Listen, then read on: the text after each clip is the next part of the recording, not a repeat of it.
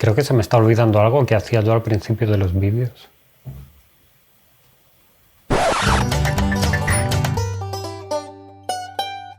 Hola, ¿cómo estáis? Aquí estamos de nuevo. Esta vez vengo a hablaros de mis últimas 6 lecturas, como vengo haciendo últimamente. Cada vez que termino 6 libros, vengo aquí a hablaros de ellos. Antes de comenzar, sí que quiero anunciaros que próximamente estamos muy cerquita de llegar a esa cifra mágica que son los 3000 suscriptores.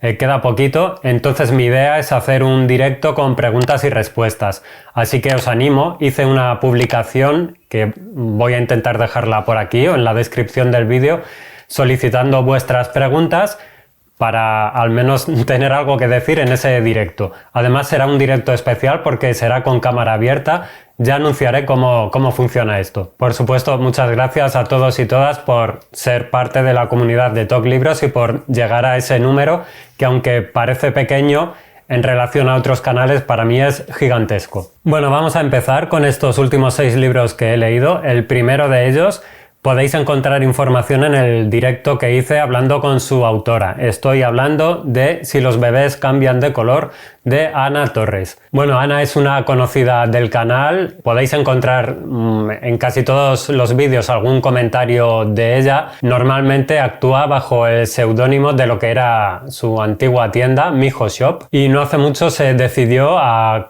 cambiar un poco su estilo de vida, a estudiar escritura, algo que ella llevaba mucho tiempo pensando hacer, y directamente se lanzó a escribir una novela. Y aquí ha llegado, publicada este mismo año, en 2022, por Ediciones en el Mar. La novela está protagonizada por 2 madres primerizas que afrontan la maternidad de distintas maneras. Brenda es una mujer que está deseando ser madre y tener a su hijo en brazos para cuidarlo. En cambio, Vanessa es una mujer que parece regirse por modas y redes sociales, y toda su vida se mueve a ritmo de selfies. Una vez que ambas den a luz, la vida no será como la habían imaginado. Aquí nos encontramos ante una extensa reflexión sobre lo que es y lo que significa la maternidad.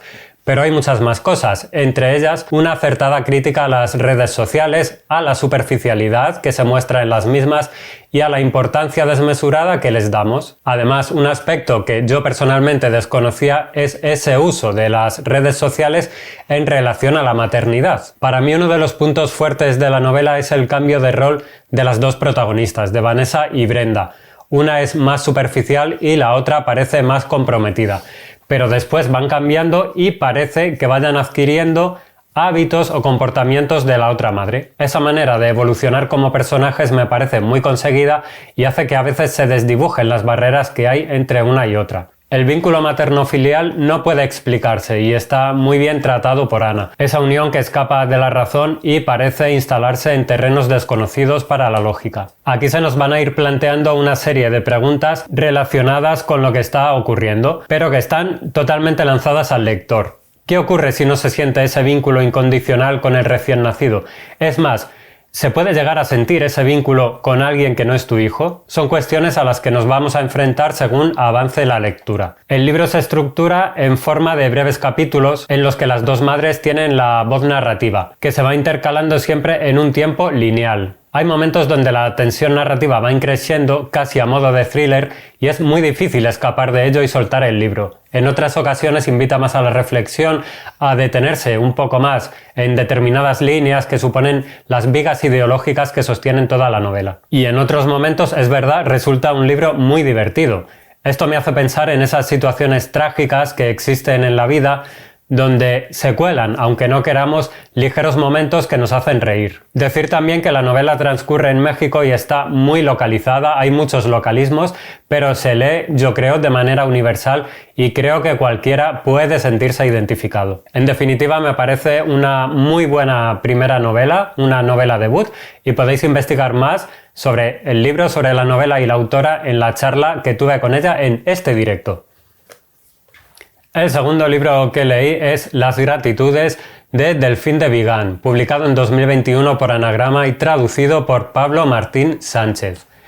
Michka acaba de morir en el geriátrico en el que estaba ingresada. Vamos a ir conociendo poco a poco su historia a través de Marie y Jérôme, que son Marie y Jérôme, que son las únicas personas que visitarán a Mitchka durante sus últimos meses de vida. Marie era su vecina, una niña a la que Mitchka cuidaba cuando su madre tenía que ausentarse, y entre las dos se intuye que adoptaron el rol de abuela y nieta, y ese cariño se desprende en todo momento en las palabras de ambas. Por su parte, Jerome es el logopeda que irá al geriátrico a tratar de mitigar un poco la afasia que está sufriendo Mitchka, que hace que cada vez le cueste más encontrar las palabras para comunicarse. Esta es la tercera novela que leo de Delphine de Vigan, tras la magnífica Nada se opone a la noche y la, para mí, irregular Las lealtades.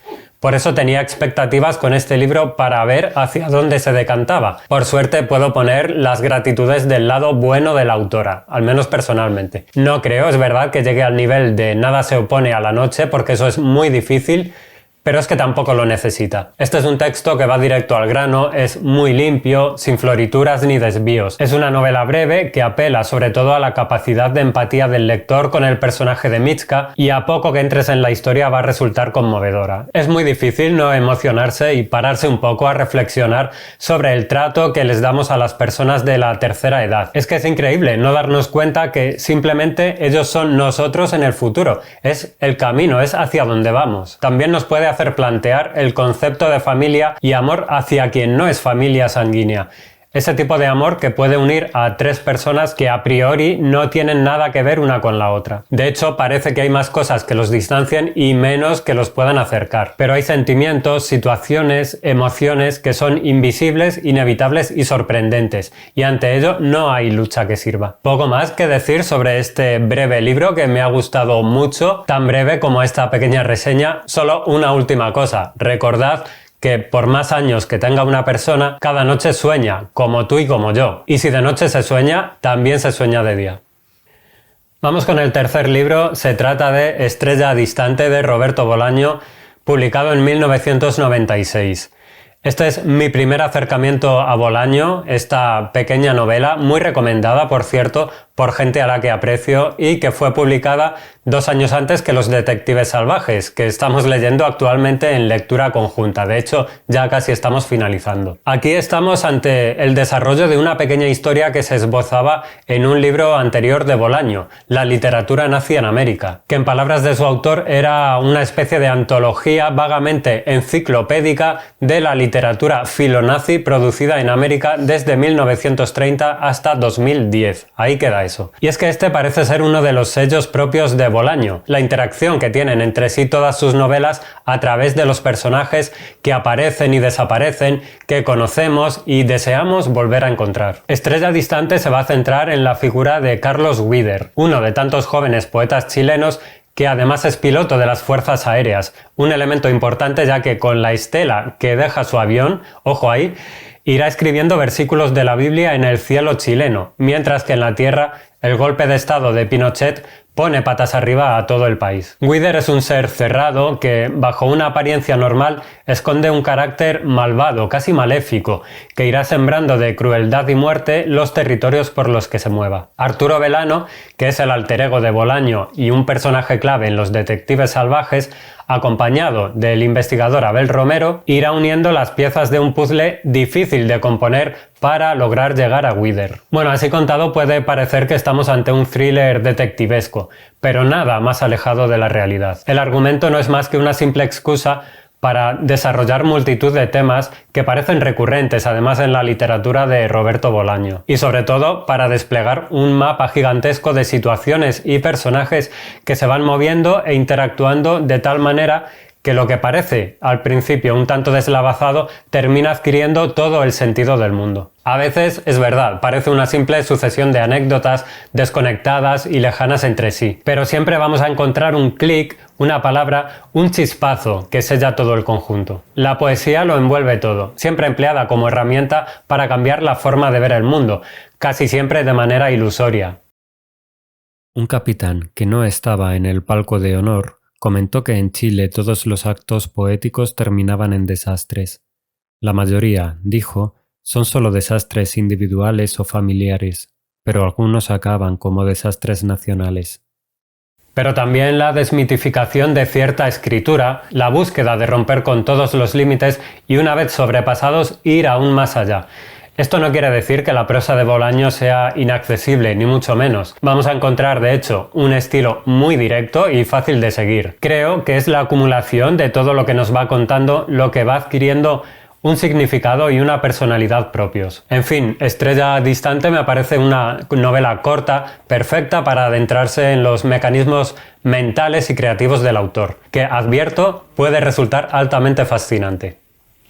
Vamos ahora con otro libro leído en lectura conjunta. Se trata de El asedio animal de Vanessa Londoño, editado por Almadía. Esta es la primera novela de esta autora colombiana. Ojo, porque la literatura colombiana me está dejando algunas de las mejores lecturas de este año. Se trata de una novela breve, nuevamente, de curiosa estructura, ya que se compone de 4 relatos que parecen independientes, pero que tienen un nexo suficiente como para poder catalogar el libro como novela. Sea como sea, esto es lo de menos. La autora nos sitúa en un lugar del norte de Colombia llamado Jucumeiji, espero haberlo dicho bien, y diría que el libro no tiene un argumento definido como para poder hacer una sinopsis del mismo. Si os puedo decir que, como dice uno de los personajes, tengo la sensación de que siempre que pasa algo importante llueve. Y es verdad, en Jucumeiji parece estar lloviendo casi siempre. Esa lluvia arrasa con todo, con el territorio, con la memoria, con los atisbos de bondad sobre todo, y con los cuerpos que terminan mutilados de una u otra forma, únicamente porque algunos así lo deciden. Comprobaremos que la violencia se puede ejercer de muchas maneras, pero todas carecen de sensatez y humanidad. También el tiempo parece plegarse a los recuerdos y a la memoria, y hay ocasiones en las que tenemos que estar atentos para ubicar en qué momento nos encontramos. Lo peor de todo es algo que se comentó en la lectura conjunta, que las pequeñas historias que vamos a ir encontrando parecen casi de ciencia ficción por los grados tan altos de crueldad y atrocidad que se muestran.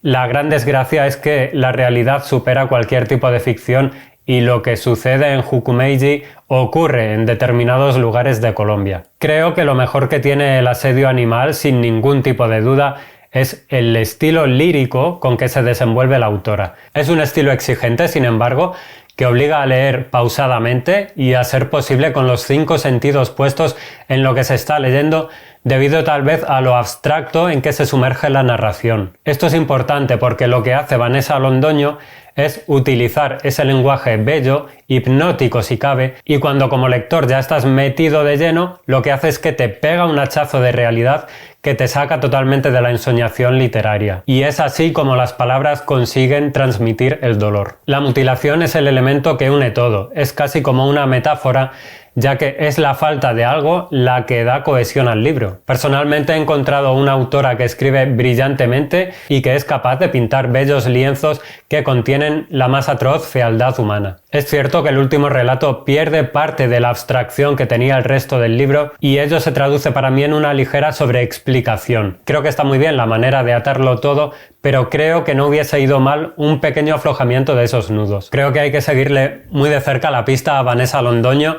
Tal vez se ha dicho demasiado que su escritura recuerda a Juan Rulfo, lo cual creo que es mucha presión. Yo no digo, por supuesto, que no sea verdad, pero también creo que la escritora tiene entidad propia para hacer lo que quiera.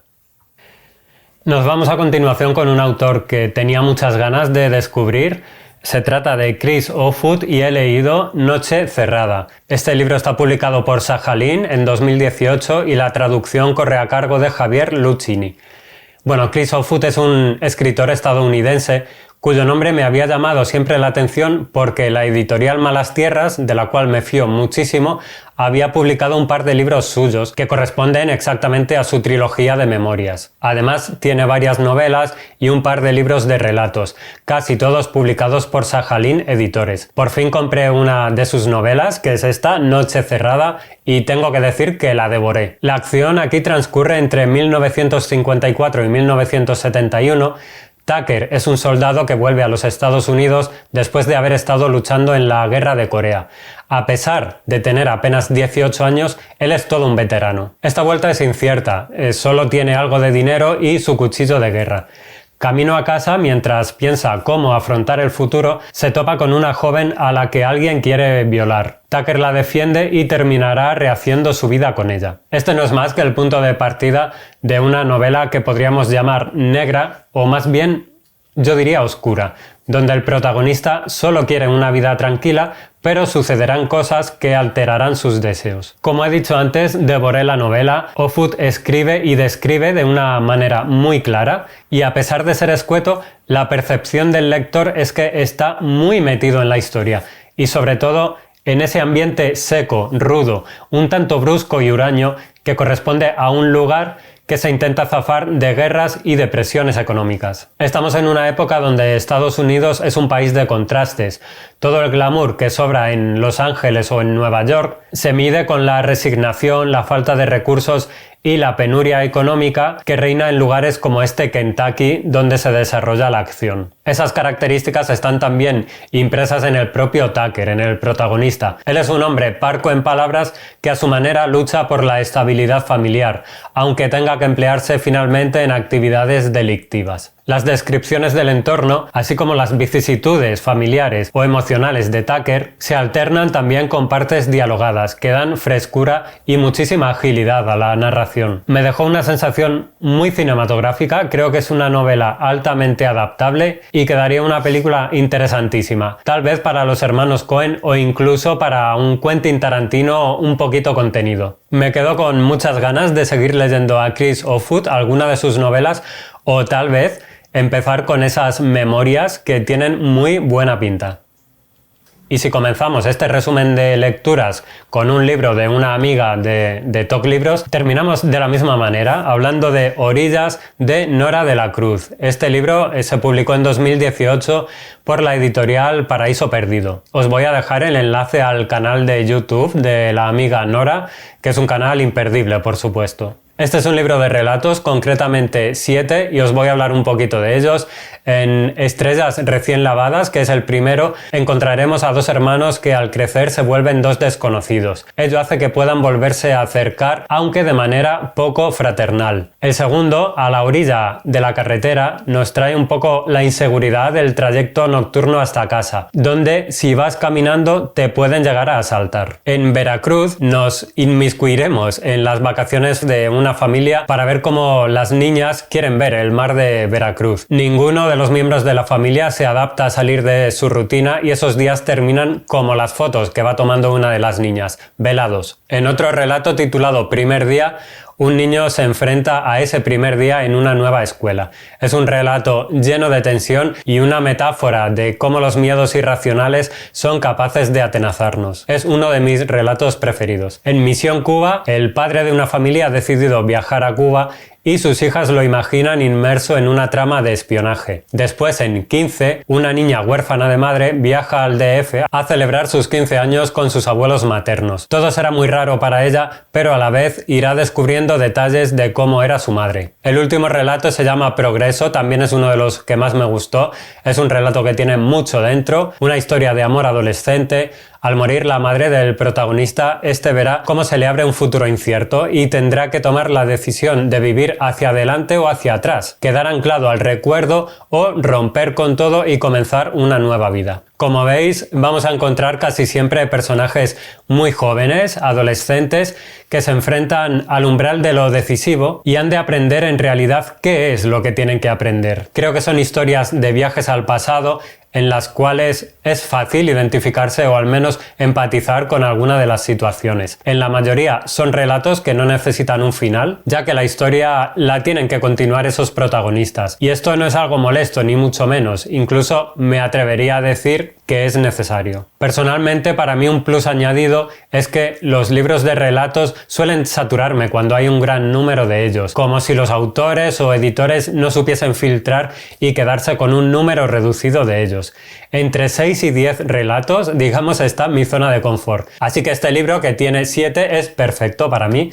Es un libro que fui degustando día a día antes de dormir, un relato cada día, y me supuso una experiencia cercana a la meditación. Era como estar en el momento perfecto para leer este tipo de narraciones. Creo que más allá del momento, esto es por supuesto mérito de la autora, de Nora de la Cruz. En definitiva, me parecen retazos de una escritora en ciernes, que al igual que sus historias está buscando, investigando y que por supuesto tiene mimbres para hacer lo que le dé la gana. Ojalá Nora pueda seguir su camino como escritora, escribir muchos más libros y poco a poco encontrar los lectores que se reconozcan en ella. Hasta aquí este resumen de mis 6 últimas lecturas. Ya me comentaréis, por favor, qué os ha parecido, si habéis leído alguno de los libros, si os ha interesado, cuál os llama más la atención. Bueno, lo de siempre. Muchísimas gracias, como siempre, por estar ahí apoyando el canal, apoyándome a mí personalmente. Ya sabéis, como he dicho al principio, espero vuestras preguntas para ese próximo directo. Esperamos llegar prontito a esa cifra mágica de 3000 suscriptores. Así que mi gratitud para todo el mundo. Un abrazo para todos, para todas y nos vemos en un próximo vídeo que, como bien sabéis, será muy pronto. Chao.